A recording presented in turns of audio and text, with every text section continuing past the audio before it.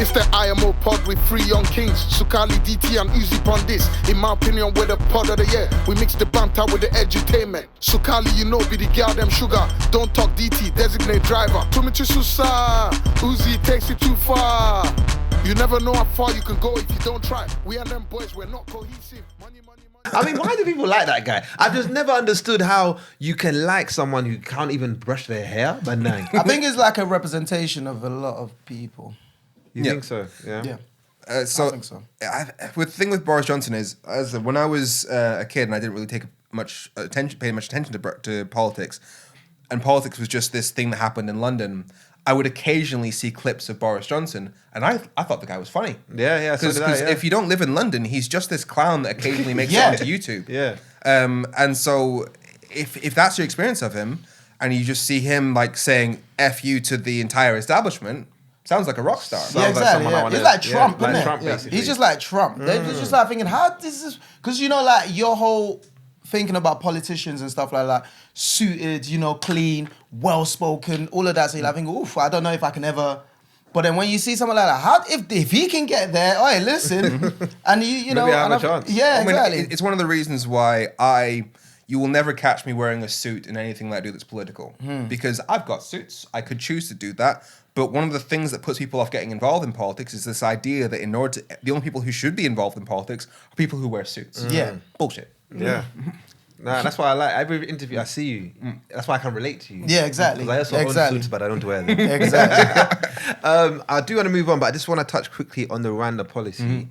Obviously, it's a big thing now. I see whenever Rishi Sunak's over talking, it's "Stop the Boats." It's a new slogan. Why are these immigrants that benefited from their families moving here almost a sudden now turning on their own people? Why is the Conservative government so concerned with sending people to Rwanda, people that are genuine asylum seekers, and then even if they are successful in application, they have to stay in Rwanda. But then what they haven't told people is they've agreed with Rwanda that they will also accept migrants from Rwanda, and there's no cap. They said a small number, but there's no cap. Yep. So what is the obsession with Rwanda?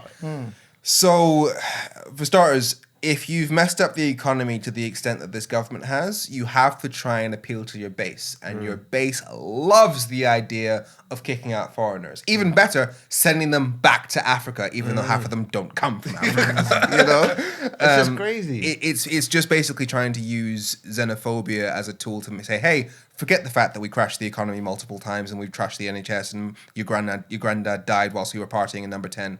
Just ignore all that. Blackies are going home.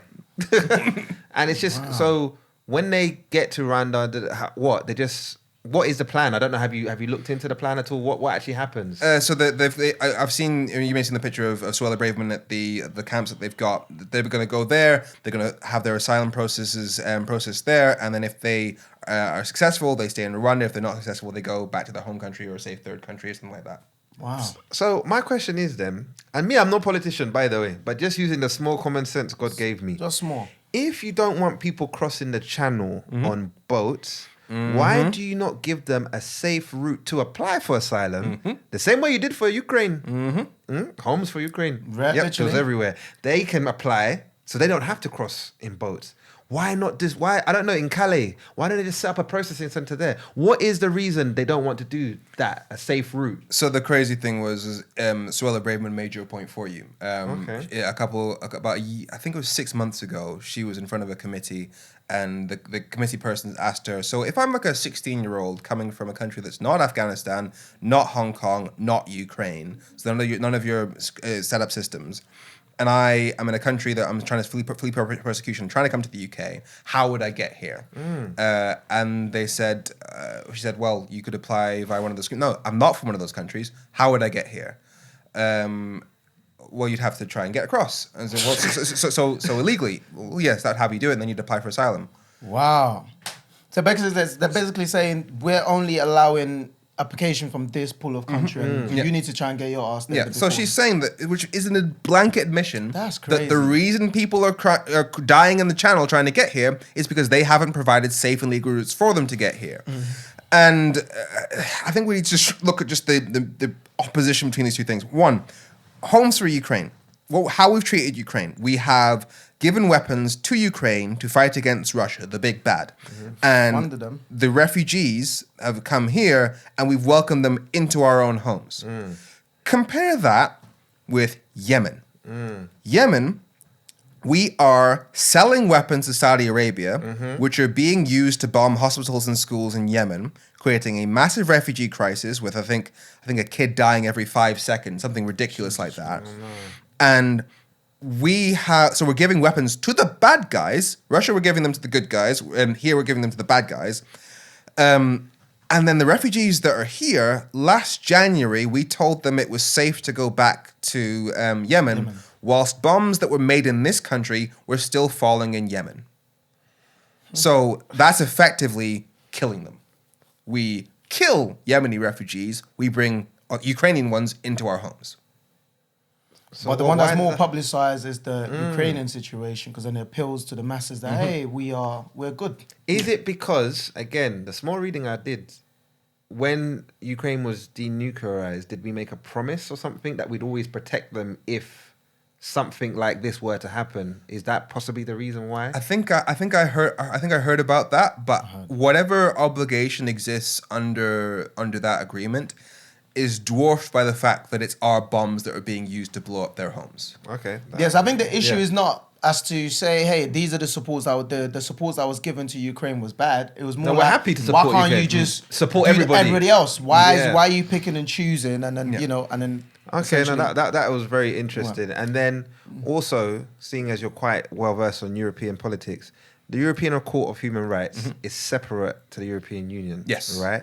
Why are we so pressed to leave, or Conservatives, sorry, to leave the European Court of Human Rights? So the European Court of Human Rights is the court that basically looks after the European Convention, so a list of rights, right to life, freedom from torture, that sort of stuff.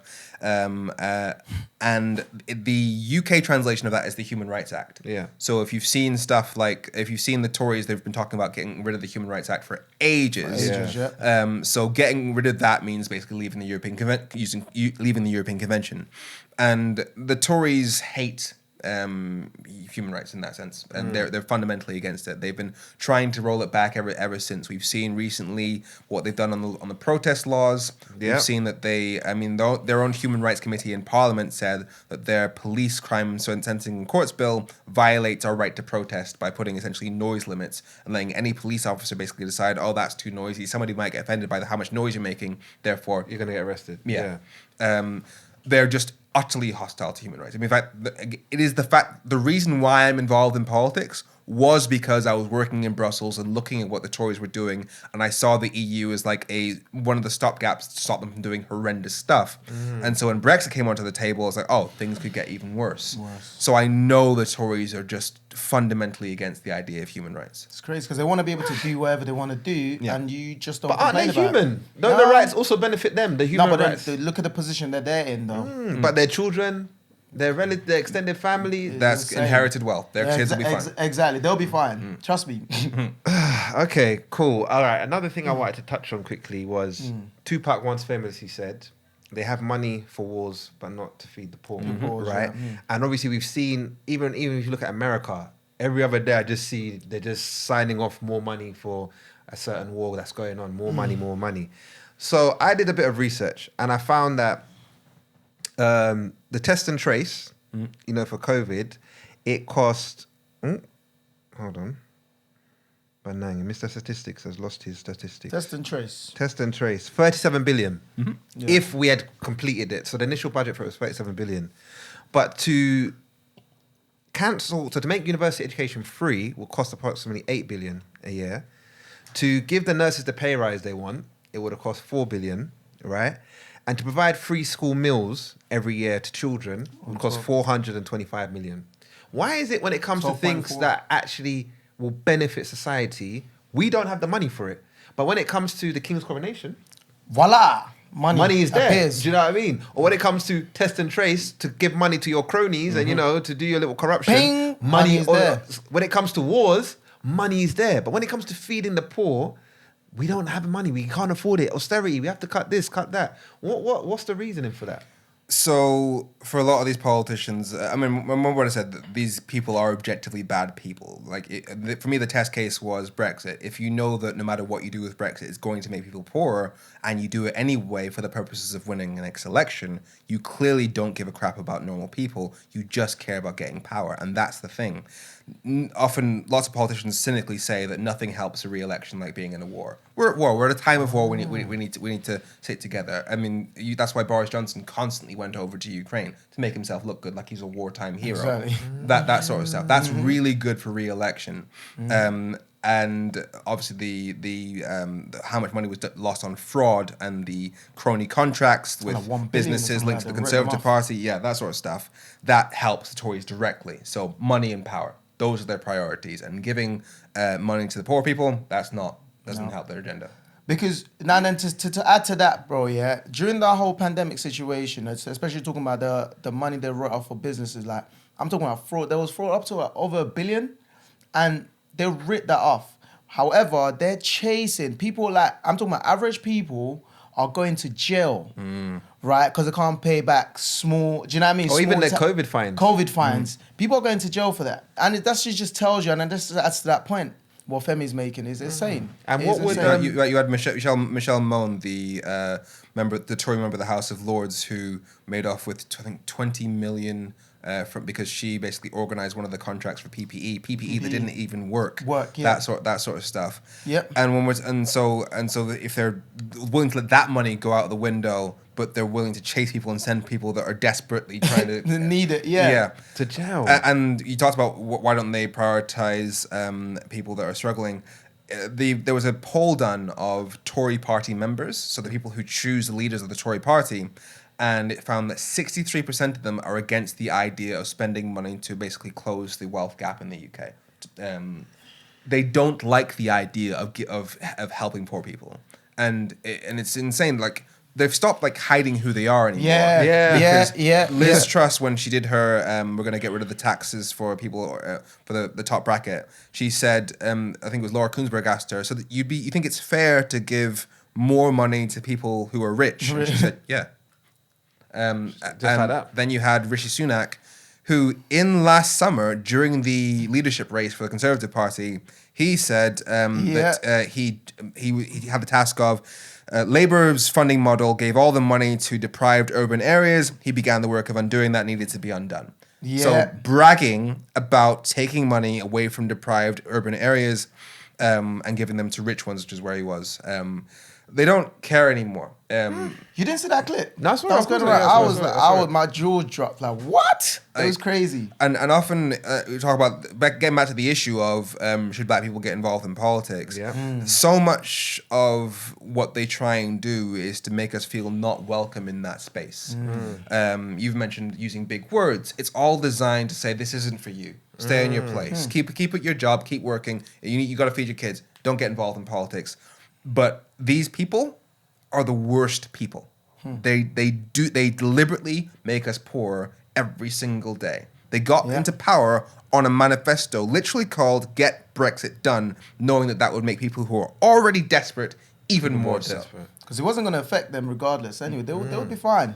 And then it's like, you just look at it, because I was even looking at, just to kind of, I don't know if you have something else you wanted to add to it, like, because I'm talking about looking at the youths and that, all right? I don't know if obviously if you have any sort of like experience, knowledge on that, right? You see the youth crime has gone way off the roof. And we were used talking about like us growing up back in the days where you had a lot of youth centres.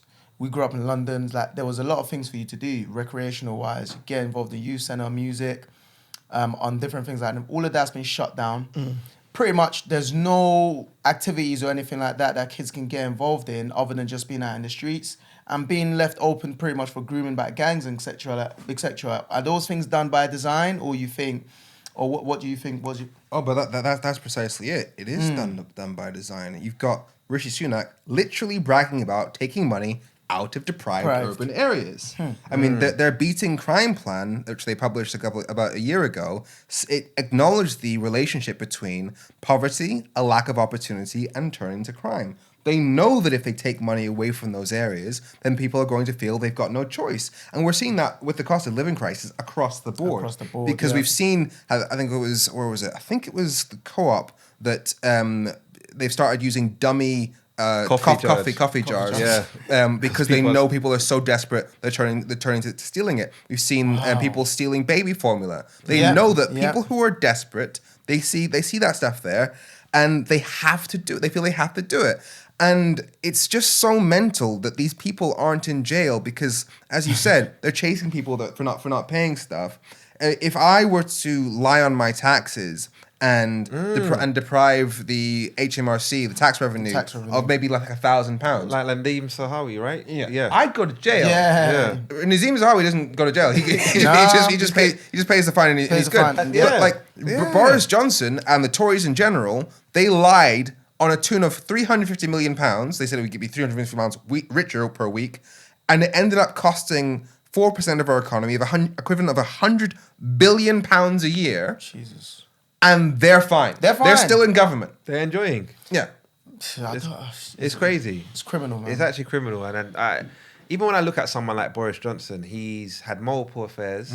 He has multiple kids with different women. He's lied. He's lied. A lot. And sometimes, and forgive me, I know I might get stick for this. I just think if this was a black prime minister, What? or let's even say Barack Obama, and he just had bare side pieces running about, having bare kids. You know, Boris Johnson has like 8-9 kids, by the way, lying here and there. How has Boris survived even to the point where he thought he could even come back again as prime minister? So let's just hang the word thug here and put that in a little box here. And there's a recording of Boris Johnson on the phone with one of his friends who was asking Boris Johnson for the details of a journalist so that he could go beat him up. And Boris Johnson agreed to give him the details. Wow.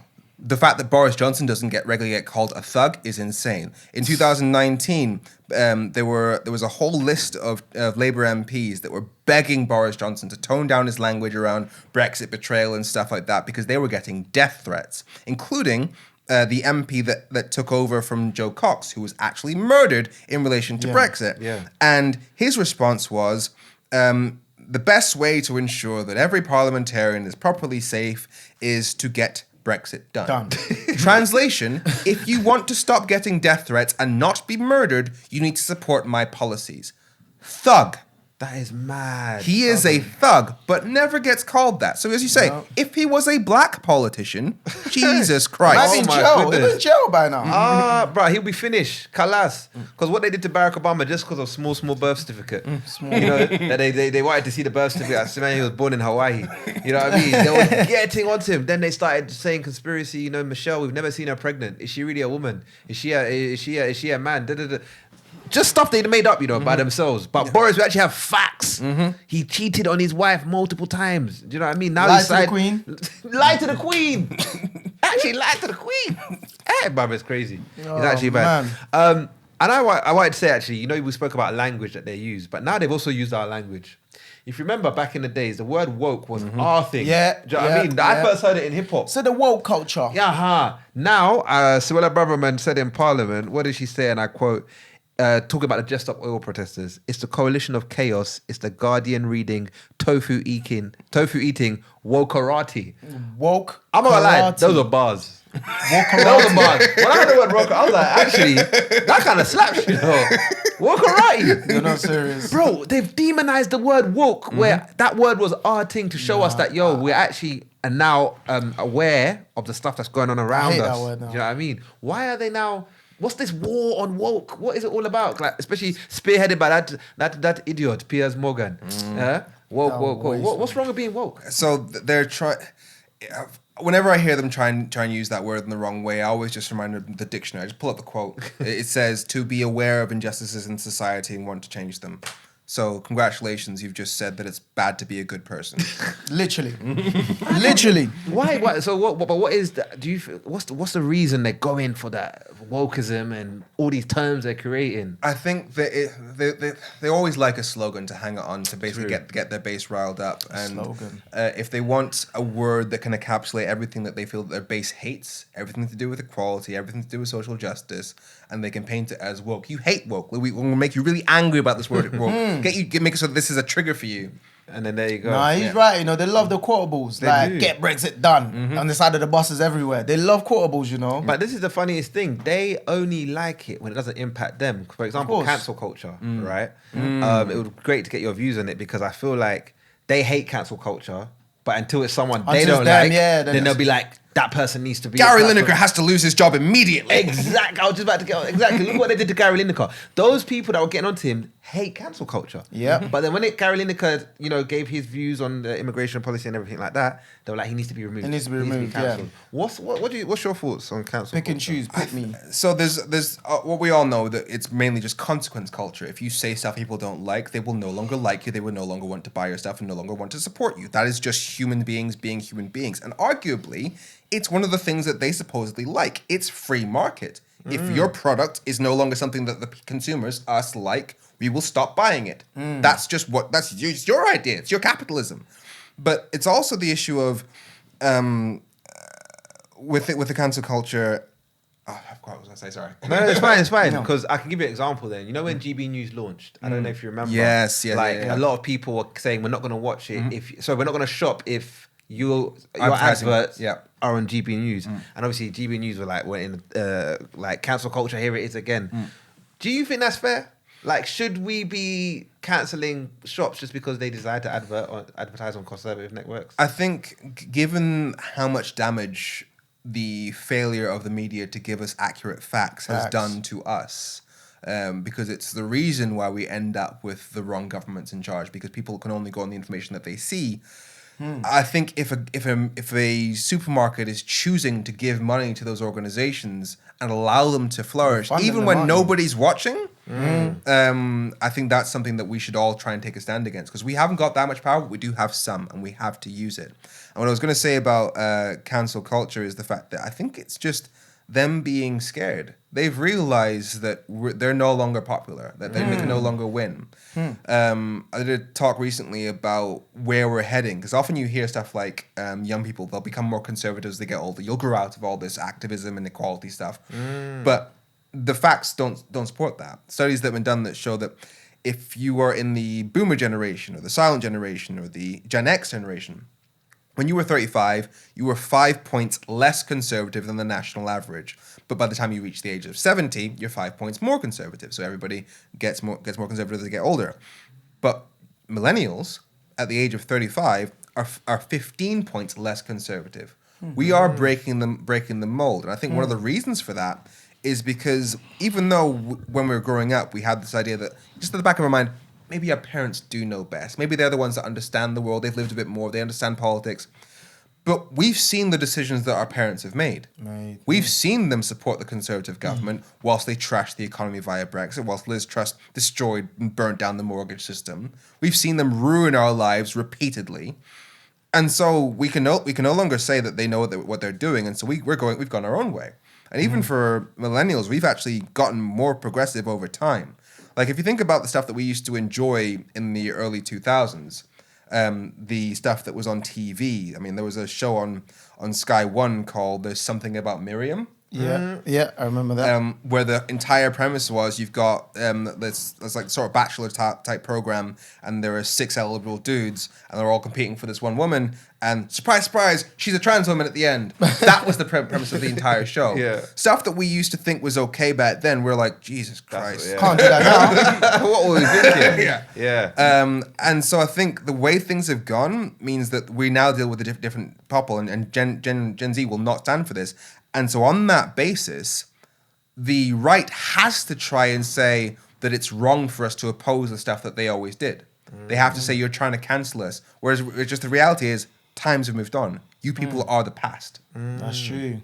So then do you think it's fair then that, let's say you're on a night out, you're drunk, you might have an argument with someone, you might say some inflammatory things, that gets posted on TikTok, everyone finds where you work, they all message your workplace, you lose your job. Because that stuff happens a lot. It's happening a lot. Is that fair? But I think most recent I've seen it's happened a lot more with racial situation. The racial one, 100%. I've seen a lot more about of that. Just in general, like there's even ones where it's not racial. Like, for example, like context, like what? Like what was said? Okay, yeah, this one, these guys, they were just arguing. Right. And then, I'm not even laughing, I shouldn't laugh. Sorry. One guy was in a wheelchair and he was arguing with a girl. Oh. I don't know what he said to her because it didn't start from his point of view. But then she said, okay, if you're bad, get up and walk. Oh. And then obviously that just went crazy on TikTok. They found her employer, Should that person leave their job? Because what the comments were saying, that the video before, he was calling her out her name, calling her bitch and all these things. And then she just got frustrated and said, okay, if you think you're bad, get up and walk. So just stuff like that. I'm not saying you should talk about that specific situation. Yeah. Just Should example. it be that easy to just lose your job? Lose Like, your isn't job, there no yeah. leeway for grace or anything? So I think once you do get alcohol involved, then in terms of losing your job, I think with loose lips and saying the wrong thing, I get why there needs to be a grey area on that one. I think when it comes to stuff like consistently messaging abusive stuff, yeah, 100%. Where there's no like alcohol, no excuse, that's just who you are. Yeah. That stuff, lose your job. That is just, so Okay. there should be a pattern, basically. Yeah. Like, there shouldn't just be, hey, off of one incident, now your life's upside down. Yeah, so I definitely agree with that. I mean, it's one of the things that because I know that I'm in this political game, and I know that there's going to be stuff. I mean, like, I've got a really dark sense of humor. And the thing is, I know that, I mean, dark humor works on the basis that you know that your audience knows that the punchline is morally wrong. Yeah. And that's what makes it funny. But if you're on Twitter, half your audience believes the wrong shit. Yeah. And so you can't tell the same jokes there because you might just be emboldening really bad people. Yeah. Okay. Read the room, basically. and that can lead to something else. Yeah. Exactly. And so I know that there will become a point where some messenger thing that I've sent will come up, and so I'm just going to be like, hey, all right, what does it say? Cool. I don't believe that. Okay. Cool. Okay, fair enough. There we go. Again, I think it's good that we have you on here because we speak a lot about the royal family on here. Yeah, we and do. our brother's worried that it could come back on him and he could lose his British citizenship if he speaks. So from a lawyer or a law point of view, can he lose his citizenship for speaking Why about did the you draw royal me out family? like this? Am I wrong to ask I for it, think one of brother? the, so next time So we can next talk about time it we with could talk chest. with chest. Get Can it? he I don't lose- even want to talk about it, bro. I just don't get involved in those things. Now you just want to leave the whole thing. Now you out. I'm want to just leave not the- involved, bro. No, but I want to hear this though. This would be true. If you have any insight on that. So if you say stuff that attacks the royal family, then as long as it's that's the thing. They're making it really difficult now because Rishi Sunak said something in his election campaign that he's going to make it so that the Prevent program will now start targeting people who have an extreme hatred of Britain. Okay. And that's such a broad Yeah, what's an concept. extreme? Yeah. What's Yeah. deemed as an So extreme? is not liking the royal family now suddenly an extreme hatred of Britain, that sort of stuff, and it's, I mean, they've made it so subjective. Need I say more? Uzi's like, need I say more? Uzi's like, I'm going to jail. I've not really said nothing wild, to be honest. I haven't. No, you but- haven't said nothing wild, Yeah. but I think it's good for us to know. To get advice. Exactly, to know. So I think you're generally going to be fine. Don't worry. Don't worry. Is that not reassuring? Listen, you don't need to get on a boat. You would not need to get on a You boat. will be fine. You'll be fine. But again, so from the same theme of about black people caring about politics, there was a lot of uproar about the King's coronation, and obviously we spoke about. Okay, let me say I spoke about it In great deal. In great deal.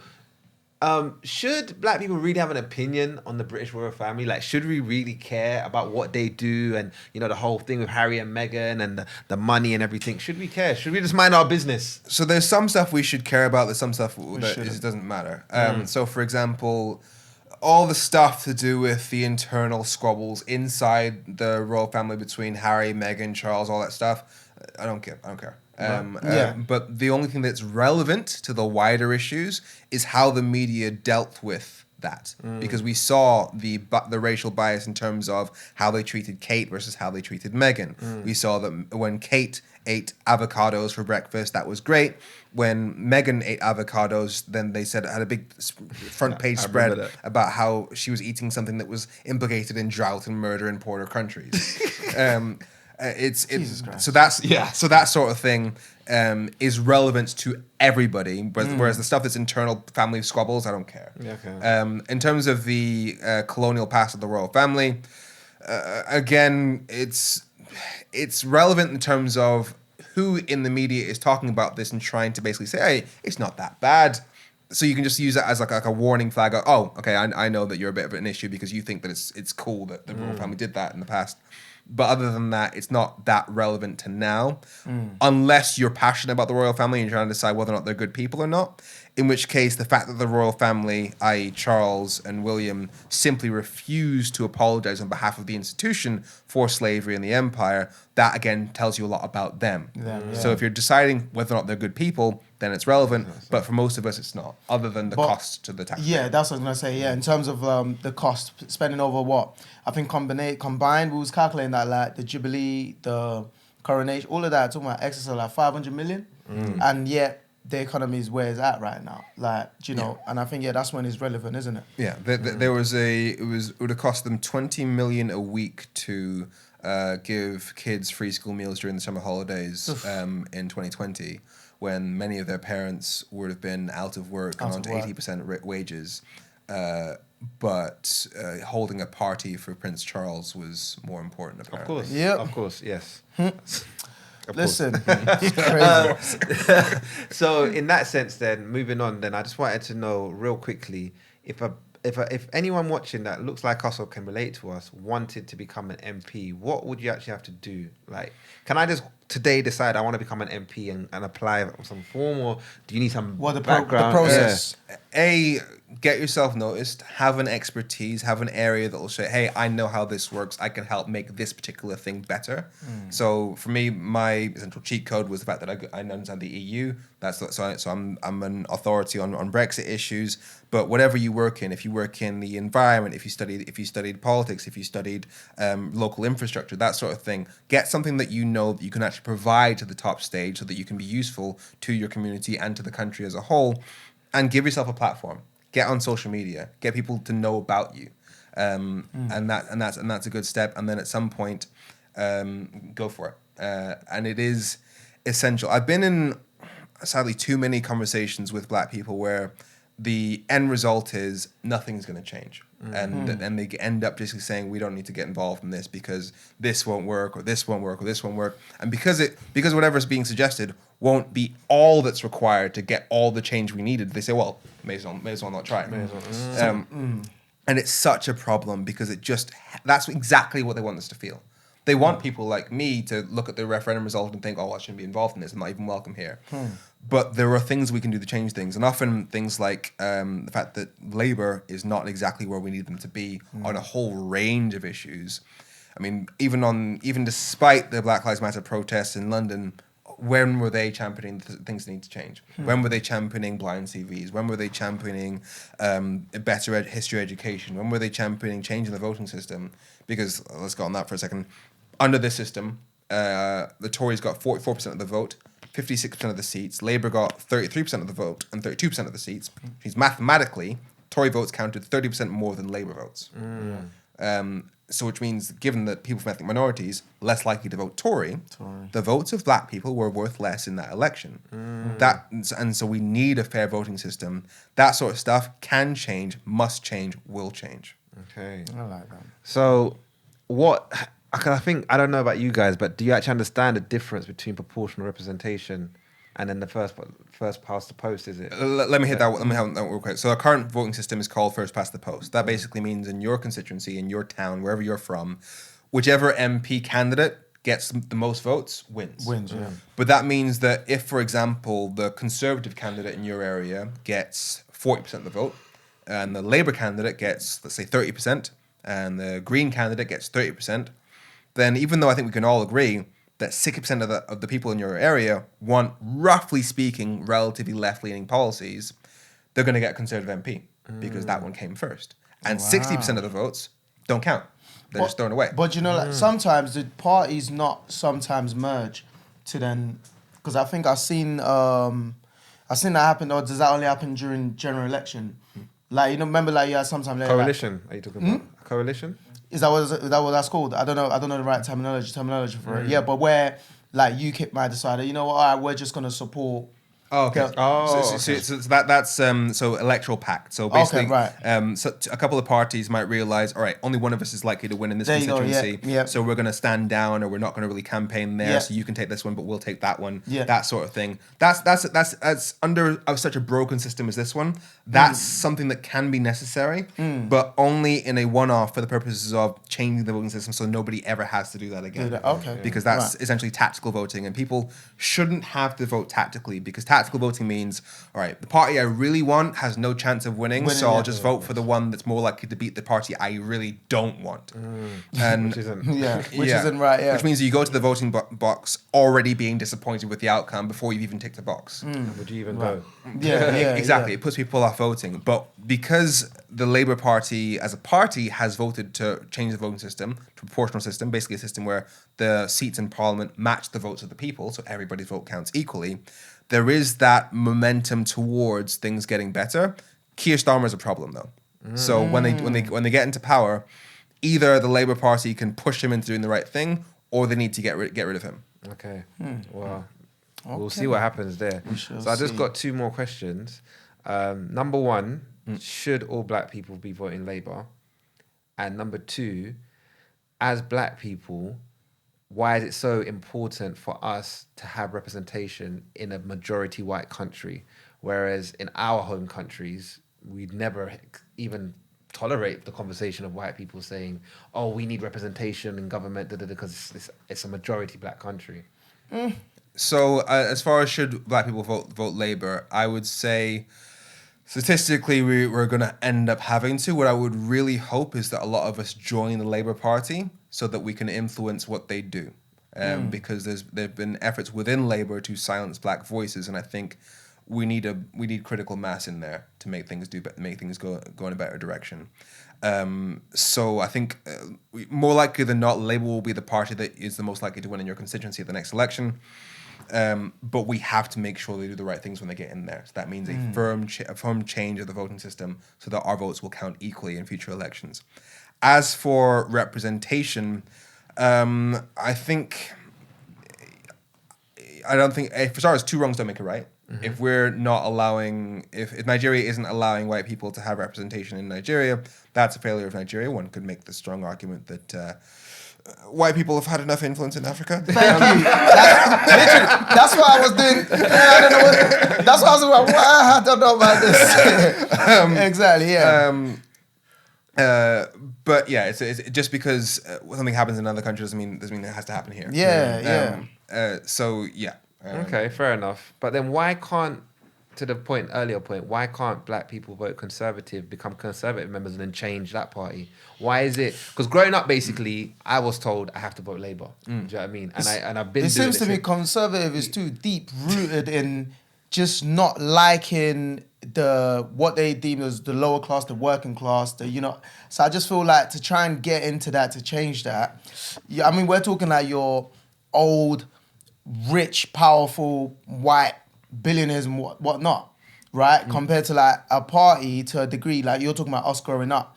Like Labour's been, there's a glimmer like shown that is for the people to a degree. So I think but there's rich white people in Labour as well, you know? I agree, but what I'm saying, I'm talking about action-wise. I'm talking about based on their actions and like us growing up. They've done one or two things we can look back to and say, hey, this actually benefited the minorities, right?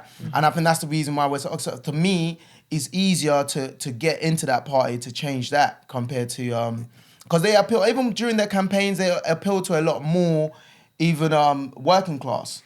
That's what I feel, anyways. So that's what I'm kind of getting at, in the sense that often people are really disappointed in the leadership of both parties right now. Like Tory voters aren't fans of the leadership of their party. Labour voters not fans of the leadership of their party.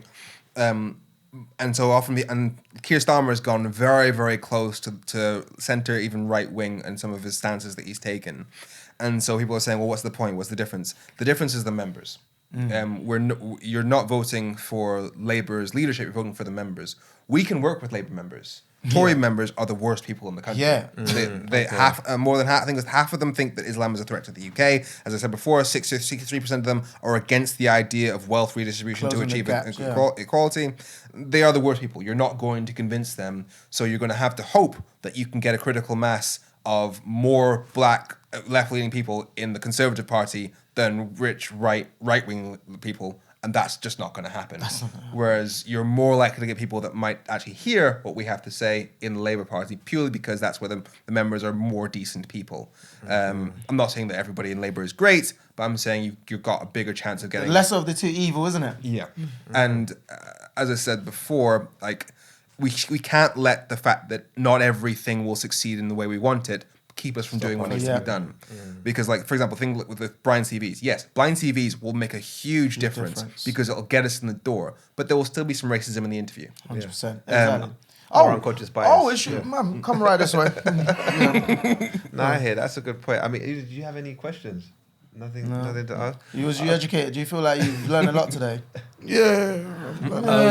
So my final point then is, obviously you've done so much activism, so much commentary, and I've seen online. I don't know if you want to talk about it, so you don't have to answer this, but you did mention it did take a toll on your mental health, and I was just wondering how you got yourself out of that, or if you're even still going through it. How do you still have a passion for this thing that does take a toll? What keeps you going? Mind? Yeah.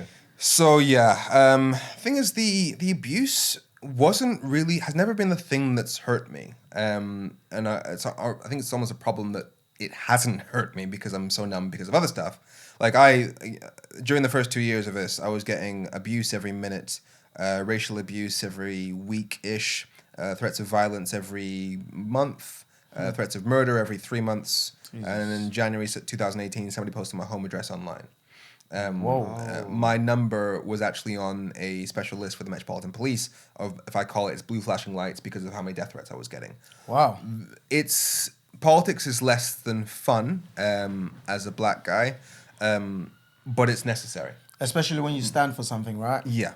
Like, it would be so easy to be conservative. Yeah. You'd have all the protection; they would flock around you. Yeah, exactly. So yeah, it's not fun in that sense, but we have to do it. As for what actually did the damage to my mental health, just put yourself in my shoes. I was in Vienna working for the EU Fundamental Rights Agency, so basically the human rights branch of the EU, as an advocacy trainee. So my main skill, advocacy, my main academic background, EU law, and my main passion, human rights. And I gave that up to come back to the UK and try and start Brexit. I had a social life over there. I was talking to my family regularly. I was actually seeing somebody. In fact, the last thing I did was literally kiss her and get in my car and drive back to the UK. And I then went from that to being on the road constantly. No life, no social life, no romantic life, no career, no nothing. Just trying to start Brexit for 2 years straight. And I was getting death threats all the time. And yet every medical body in the UK was saying that if we had a no-deal Brexit, it would be a catastrophe for the NHS, including it would make us more vulnerable to deadly pandemics. They said that in 2018. And so I was just weighing up, all right, if we let Brexit happen, let's say thousands and thousands of lives lost, and we've seen the damage to the NHS and the Brexit's doing now, versus my one life. So in my head, I was just like, well, my life is irrelevant compared to that. And so I went through 2 years just basically accepting, well, it might happen, might not. I did the maths. Like, Jo Cox was killed when she was campaigning against Brexit. She had the public profile. She was opposed to Brexit, and she was killed by a white supremacist. I have both of those things, and I'm black on top of that. So it was pretty much just like, my life is forfeit, but we have to stop this thing. And if you live for 2 years basically thinking that you're no longer existing for anything other than one particular cause, trying to live a life after that is difficult because you don't care about anything. So I entered therapy. It was necessary. Amen. And as everything's getting... Things are getting better. I'm trying to build myself a life. Things are definitely on the way up, but therapy was a massive part of that. So a lot of us are going through a lot of stuff. A lot of us are going through cost of living crisis. And I mean, I'm so lucky that I don't have anybody depending on me. Going through this cost of living crisis with kids to feed, etc. I can only imagine. And so having a system of that you can, like, someone you can talk to about this sort of stuff is essential. So for some of you, that might involve therapy. And so I would very much advise it. If you can, wait in the NHS queue or afford it. it's a mess. But if you can get it, get it. Nah, it's amazing. I think that's the other part to the whole like politics in the UK as well, which the politicians in Africa, they move heavy. Like someone like yourself, really and truly, you should have protection at all costs. Security. Like if I know that I can't have that for myself, it's hard risking that. Yeah, you know what I mean? But that's what I'm saying. So that's why there's certain things that need to be put in place for politics in the UK as well. But that's why you have to. I look at people like yourselves. Like I just look at you guys like heroes, man, because you like essentially what majority will not do, like to put their life down Selfless. and actually, selfless like that. And then people don't know the behind the scenes of that. They only see the stuff you put out. They only see all of that stuff, but they don't know the stuff you got to deal with. So obviously, personally, we're glad to be able to give you a flowers today, man. Definitely, shout out The to fact you you, even man. graced our podcast. Yeah, I really watch appreciate you, you, man. No, I watch you in studios, Jeremy Ban, you're there and you're giving it to them. And listen, You know, and another thing they hate the most is a black man that could actually speak facts, and you know that they can stand toe to toe not with opinions, you. but facts. Oh, no. Facts. and I genuinely love it. I said before, I don't wear suits because I don't like the idea that only people in suits should be involved in politics. I loved going on TV on a regular basis with shorts and t-shirts and a black guy up against these old guys in suits and just schooling them on their own jobs. What is your most memorable interview? Can you think of one that was really stood out to you?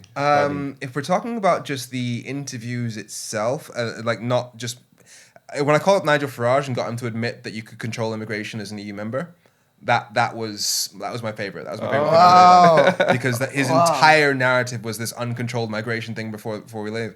So getting him to back down was good. Messing with Piers Morgan was fun. You did Piers Morgan. What happened? It was after Donald Trump kicked somebody out for basically bad-mouthing him. Yeah. And I called him a snowflake in front of Piers Morgan. And he tried to call me a snowflake, and it was just this back and forth. It was fun. I saw the other little clip as well you posted of it about Sky News. Doing advert about Sky News. That was hilarious.